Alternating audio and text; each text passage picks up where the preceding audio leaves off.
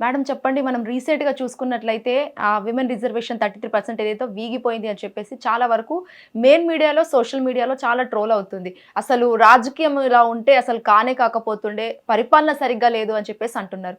మరి ఏంటి మేడం ఈ సినారియో అంతా ఓవరాల్గా ఏంటి మీ అనాలిసిస్ ప్రకారం?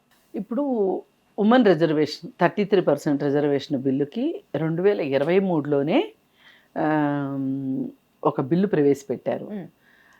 ప్రవేశపెట్టి ఇప్పటికిప్పుడే అమలు చెయ్యాలి అంటే దానికి ఏం చెప్పారంటే, జనాభా లెక్కలు తీసిన తర్వాత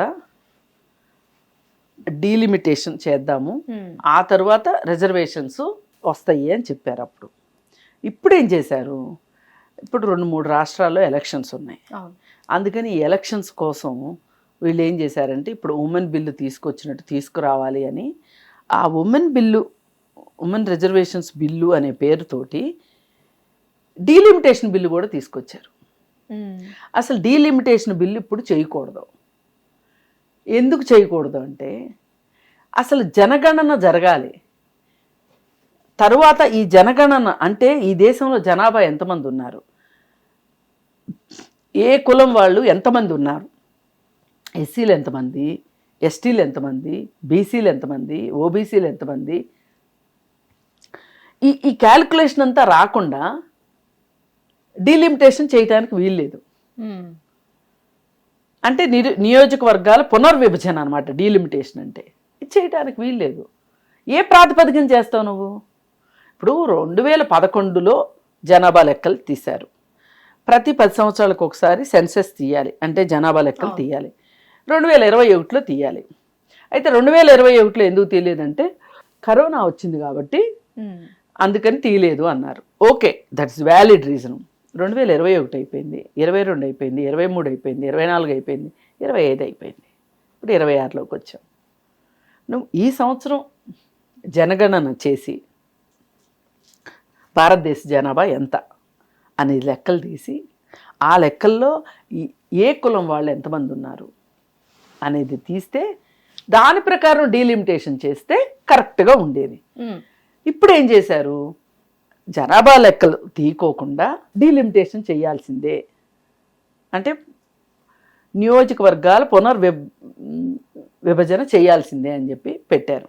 దీనికి రాజ్యాంగంలో 131వ సవరణ అని చెప్పి మొదలెట్టి 3 బిల్లుల్ని ఒకేసారి పార్లమెంట్లో ప్రవేశపెట్టాలనుకున్నారు. ప్రవేశపెట్టాలనుకున్నప్పుడు ఒకటి women reservation bill, 2 delimitation bill, ఇంకొకటి కేంద్ర పాలిత ప్రాంతాలకు సంబంధించిన బిల్లు ఒకటి. ఈ 3 బిల్లులు. విపక్షాలు ఏమన్నాయంటే, అసలు నువ్వు అఖిలపక్షం పెట్టండి, మా అభిప్రాయాలు చెప్తాము, అప్పుడు దాన్ని బట్టి మీరు మార్పులు చేర్పులు ఉంటే చేసి అప్పుడు బిల్లు ప్రవేశపెట్టండి అని చెప్తే వినకుండా డైరెక్ట్గా బిల్లు ప్రవేశపెడితే వీళ్ళ నాటకం ఏంటి అంటే, వీళ్ళకి ఇప్పుడు మహిళా రిజర్వేషన్ ఇవ్వటం అనేది ఇంపార్టెంట్ కాదు. మహిళా రిజర్వేషన్ అంటే ఇక అందరూ కాదనకుండా ఉంటారు కదా, మహిళా రిజర్వేషన్ పేరు చెప్పి డీలిమిటేషన్ గట్టెక్కించుకోవాలనేది వీళ్ళ ప్లాను. ఈ నియోజకవర్గాల పునర్విభజన చేపడితే సీట్లు పెరుగుతాయి. సీట్లు పెరిగినప్పుడు అసెంబ్లీ స్థానాలు పెరుగుతాయి, ప్రతి రాష్ట్రానికి పార్లమెంట్ స్థానాలు పెరుగుతాయి. ఇప్పుడు యూపీ అటు సైడ్ ఎక్కువ సీట్లు పెరుగుతాయి. ఈ పెరిగిన దానివల్ల కొంచెము నార్త్లో సీట్లు ఎక్కువ పెరిగేటట్లుగా కనిపిస్తుంది, సౌత్లో తక్కువ పెరిగేటట్లుగా కనిపిస్తుంది.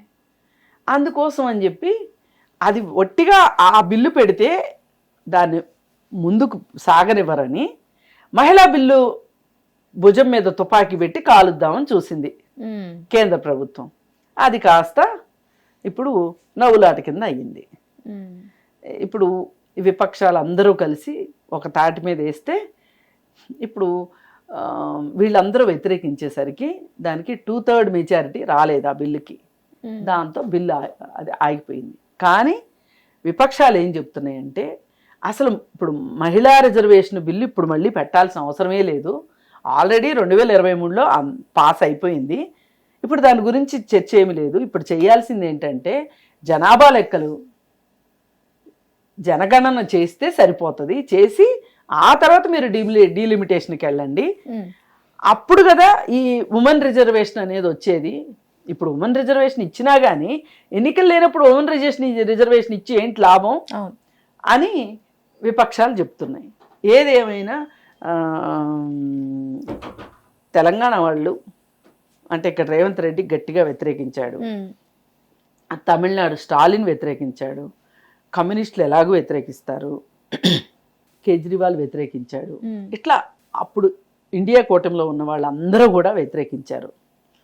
ఈయనకి సపోర్ట్ ఇచ్చింది ఎవరు అంటే బీజేపీ, అలాగే ఇప్పుడు ఎన్డీఏ కూటమిలో ఉన్న ఆంధ్రప్రదేశ్లో ఉన్న 2 పార్టీలు, జనసేన,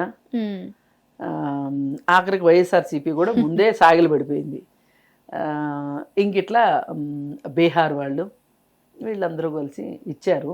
కానీ ఓటింగ్ వాళ్ళకే ఎక్కువ వచ్చింది. కానీ 2/3 మెజారిటీ రావాలి బిల్లు పాస్ అవ్వాలంటే, అక్కడ వేగిపోయింది. ఏదైనా సరే దొంగదారును అడ్డదారును బిల్లు పాస్ చేసుకోవాలని మస్బూస్ మారేడికాయ చేసి చేయాలని చూశారు. పప్పులు ఉడకలేదు. ఇది ఇప్పుడు డీలిమిటేషన్ బిల్లు ఆగిపోయింది అని అనట్లా వీళ్ళు, ఉమెన్ రిజర్వేషన్ బిల్లు ఆగిపోయింది అంటున్నారు. అసలు ఉమెన్ రిజర్వేషన్ బిల్లుకి వచ్చిన ఇబ్బందే లేదు, ఢోకానే లేదు. ఎందుకంటే ఆల్రెడీ 23లో అయిపోయింది. రేపు మీరు ఈ టర్మ్ అయిపోయే లోపు జనగణన చెయ్యండి, జనాభా లెక్కలు తీయండి, తీసిన తర్వాత డీలిమిటేషన్ చేయండి. అప్పుడు ఇంకెవరైతే ఏం మాట్లాడలేరుగా. అంటే వాళ్ళు ఎంతకీ బీజేపీ వాళ్ళు ఏమనుకున్నారంటే వాళ్ళకి అనుకూలమైన, వాళ్ళకి ఓటు బ్యాంక్ బాగా ఉన్న చోట్ల సీట్లు ఎక్కువ వస్తే ఫ్యూచర్లో కూడా వాళ్ళకి అధికారానికి దెబ్బ ఉండదు అని అనుకున్నారు. అనుకుని ఈ కుప్పిగంతులన్నీ వేశారు. ఏదైనా కానీ దక్షిణాది ప్రజల విజయం అనే చెప్పుకోవచ్చు దీన్ని. అదెందుకు మేడం అలా అంటారు? అదెందుకంటే పూర్తిగా వ్యతిరేకించింది ఇటు సైడే, డిఎంకే బాగా గట్టిగా వ్యతిరేకించింది. కర్ణాటక తెలంగాణ అంటే కాంగ్రెసే ఉంది కాబట్టి సరే, కేరళ ఎలాగూ, వెస్ట్ బెంగాల్. ఇప్పుడు నిరసన దేశం మొత్తం మీద చెన్నైలో జరిగినంత నిరసన ఎక్కడా జరగలేదు ఈ బిల్లుకు వ్యతిరేకంగా. వాళ్ళైతే ఏకంగా బిల్లు కాగితాలు కూడా తగలబెట్టారు, నల్ల చీర కట్టుకొని నల్ల డ్రెస్సులు వేసుకొని వాళ్ళు నిరసన తెలియజేశారనమాట. అలాగే పార్లమెంటుకు కూడా వెళ్ళేటప్పుడు ఆమె నల్ల చీర కట్టుకొని వెళ్ళింది కనుమొళి, రాజ్యసభకి వెళ్ళేటప్పుడు. ఎందుకంటే వీళ్ళు చేసే పనులకి అంత అసహ్యం వేస్తుంది. అసలు బీజేపీ చాలా చాలా ఒక రకంగా వాళ్ళు ఏదనుకుంటే అది చెయ్యాలి అనే ఒక ఉద్దేశంతో బండగా అయినా సరే జనాల మీద వేసి రుద్దాలి అనుకుంటున్నారు. పైగా కనుమొళి ఈ సందర్భంగా ఇంకొక మాట కూడా అన్నది, నారీ శక్తి వందనం బిల్లు అని ఎందుకంటారు? అసలు మాకు దండం పెట్టాల్సిన అవసరం ఏంటి? మాకెందుకు ఈ ప్రత్యేక గౌరవాలు? మా హక్కులు మాకు ఇవ్వండి చాలు. మేము మీతో పాటు మనుషులమే, మీ పక్కన నిలబడతాం, మీతో కలిసి నడుస్తాం, మీతో కలిసి పోరాడతాం. అంతేగాని మాకు మీరేంటి దండాలు పెట్టేది?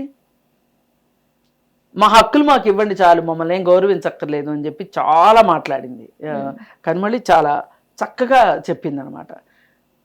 నేను మొదటి నుంచి నేను కూడా అంతే. అసలు మీ గౌరవాలు ఎవరికి కావాలి? ఇప్పుడు బస్సులో లేడీస్కి సీట్లు కొని పెట్టారు, అక్కడ రాస్తారు మహిళలను గౌరవించటం మన సాంప్రదాయం. రైట్, అవును.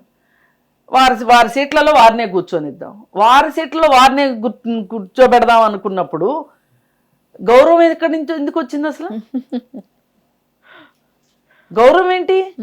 మా హక్కది ఇదనమాట. ఇక్కడ ఇలాంటి పనులు చేస్తా అంటే గిల్లి తొడపాసం పెట్టి జోలబాడినట్టు చేస్తున్నారు. మహిళల్ని వాళ్ళ సాధికారత ప్రకారం మహిళల జనాభాకు తగ్గట్లుగా వాళ్ళకి సీట్లు ఇవ్వండి. అలా సీట్లు ఇవ్వని కాడికి మీరు అసలు మహిళా వ్యతిరేకులు నన్ను అడిగితే. ఈ దేశంలో మహిళల సమస్యల గురించి మీరు ఎంత పని చేస్తున్నారు? మీరు ఏం చేస్తున్నారు? మహిళలకి నిర్భయ చట్టం వచ్చింది, అమలు చేస్తున్నారా? నిర్భయ ఫండ్ ఉంది మనకి. అసలు నిర్భయ ఫండ్ ఏది? చట్టాల పట్ల అవగాహన కలిగిస్తుంది ఏది? మహిళల్ని ఎంతసేపు గౌరవిద్దాం గౌరవిద్దాం గౌరవిద్దాం అంటారు. అసలు మీ గౌరవాలు ఎవరికి కావాలి? మా బతుకు మాకు బతకనివ్వండి. మాకు ఇంట్లోనూ రక్షణ ఉండట్లేదు, బయట రక్షణ ఉండట్లేదు. దీనికి ఏం చేద్దాం? అది ఒక దీర్ఘకాలిక ప్రణాళిక, నేను కాదనట్లే. ఈరోజు మగవాళ్ళందరినీ మారిపోండి, ఆడవాళ్ళపైన అత్యాచారాలు చేయొద్దు అని చెప్తే వాళ్ళు వినేస్తారని నేను అనుకోను. కానీ దీర్ఘకాలిక అదొక పెద్ద పోరాటం అయినప్పటికీ అది ఎంత సుదూరం అయినా సరే నడవటం మొదలెడితేనే కదా దూరం తగ్గేది. అవును. అందుకని ఏ రకంగా చూసినా సరే మీరు మహిళలకి మేము గౌరవిస్తున్నాం. ఇప్పుడు ఈ బిల్లు వీగిపోవటానికి కారణమైన వాళ్ళందరికీ మహిళలంటే గౌరవం లేదు, మహిళలంటే ఇష్టం లేదు. మీ ఇంట్లో మీ తల్లి, మీ చెల్లి, మీ అక్క, మీ భార్య, వారందరినీ ఒక్కసారి గుర్తు తెచ్చుకుని ఓటేయండి అని చెప్పి మోడీ గారు చెప్పారు. అది చాలా హాస్యాస్పదంగా ఉంది. హత్రాస్ ఘటన కావచ్చు, ఉన్నావు ఘటన కావచ్చు, ఇట్లాంటి ఘటనల్లో మహిళలకి జరిగిన అన్యాయం గురించి మీరేం చేశారు? గుజరాత్ అల్లర్లలో బిల్కిస్ బాను అనే ఆవిడ పిల్లల్ని చంపి ఆవిడని అత్యాచారం చేసి ఆవిడని నానా రకాలుగా ఇబ్బంది పెట్టిన వాళ్ళు ఎవరైతే ఉన్నారో వాళ్ళకి శిక్ష పడితే వాళ్ళని పెరోల్ పైన విడుదల చేయటం, అలాగే వాళ్ళ శిక్షాకాలాన్ని తగ్గించటం, పైగా వాళ్ళని ఆ ఊర్లో తీసుకొచ్చి ఆ అమ్మాయి ఉన్న ఊర్లోకి తీసుకుని వచ్చి వాళ్ళకి సన్మానం చేయటం, బాధితురాలకి ఎంత భయం వేస్తుందండి. అవును. పైగా వాళ్ళకి మిఠాయిలు తినిపించటం, పూలదండలు వేయడం చేసి అక్కడ అనౌన్స్మెంట్ ఏంటి అంటే చట్టం మొత్తాన్ని పక్కదారి పట్టించేటట్లు సద్బ్రాహ్మణులు అత్యాచారాలు చేయరు అని. అంటే ఇప్పుడు వీళ్ళు సద్బ్రాహ్మణులు కాకుండా అయిపోవాలి, లేదు వీళ్ళు అసలు ఈ నేరం చేయలేదనైనా అంటే చెయ్యని నేరానికి శిక్ష పడింది అని చెప్పాలనే కదా మీ ఉద్దేశం. ఇట్లా మీరు మహిళలకి రక్షణ కల్పించట్లేదు, వాళ్ళ హక్కులకి రక్షణ కల్పించట్లేదు, వాళ్ళ పట్ల మీరు జవాబుదారీగా లేరు అనే సంఘటనలు ఈ 12 ఏళ్లలో ఎన్నో జరిగినాయి. అవన్నీ వదిలిపెట్టి వాళ్ళ అసలు తెల్లవారిందో లేదో మాకు ఇప్పుడే గుర్తొచ్చింది మహిళల సాధికారత అని చెప్పి వాళ్ళ రిజర్వేషన్ బిల్లుని తీసుకొని వస్తే వీగిపోయింది. అది ఒక్కటే పెట్టండి. అసలు ఒకసారి పాస్ అయిన బిల్లును మళ్ళీ పెట్టాల్సిన అవసరం లేదు. మీరు ఒకవేళ మీకు అంత సరదాగా ఉంటే మళ్ళీ ఓటింగ్ కావాలని ఉంటే డీలిమిటేషన్ని జోడు చేయకోకుండా మహిళా రిజర్వేషన్ బిల్లు ఒక్కటే పెట్టండి. ఎందుకు పాస్ కాదో చూద్దాం. అందుకని బాగా అసలు కర్రు గాల్చి వాత పెట్టారు మోడీకి అని చెప్పొచ్చు. అయితే ఈ విషయంలో ఎక్కువ నిలబడింది మటుకు సౌత్ వాళ్ళే. Right, thank you so much madam. So చూసారు కదా, ఇది ఇవాళ ఎపిసోడ్. మరో ఎపిసోడ్తో మళ్ళీ ముందుంటున్నప్పటిదాకా కీప్ వాచింగ్ హిట్ టీవీ. నమస్తే. హిట్ టీవీ యాప్, ఇందులో short news, live news, entertainment shows, movies, digital magazines తో పాటు మీ జిల్లా వార్తలను కూడా ఫ్రీగా చూడొచ్చు. ఇంకెందుకు ఆలస్యం, వెంటనే హిట్ టీవీ యాప్ ని డౌన్లోడ్ చేసుకుని ఫ్రీగా ఎంటర్టైన్మెంట్ పొందండి. Hit TV app. Hit TV app. Please download hit TV app. Hit TV app ని ఫ్రీగా డౌన్లోడ్ చేసుకుని ఎంజాయ్ చేయండి. మీకు నచ్చిన ఎంటర్టైన్మెంట్ కోసం హిట్ టీవీ యాప్ ని ఫ్రీగా డౌన్లోడ్ చేసుకుని ఎంజాయ్ చేయండి. హిట్ టీవీ యాప్ ని డౌన్లోడ్ చేసుకుని ఆస్వాదించండి, ఆశీర్వదించండి. ఇంతమంది సెలబ్రిటీలు హిట్ టీవీ యాప్ ని డౌన్లోడ్ చేసుకోండి అని చెప్తున్నారంటే ఎంత మంచి యాప్ ఆలోచించండి. అమెరికాలో చదవాలనుకునే వాళ్ళకి విశ్వసనీయమైన పేరు మన శౌర్య కన్సల్టెన్సీ. UK లో 1 year masters, UK లో 1 year masters, 2 years work permit up to 5 years visa. Contact Saurya Consultancy. Contact 89851 89851.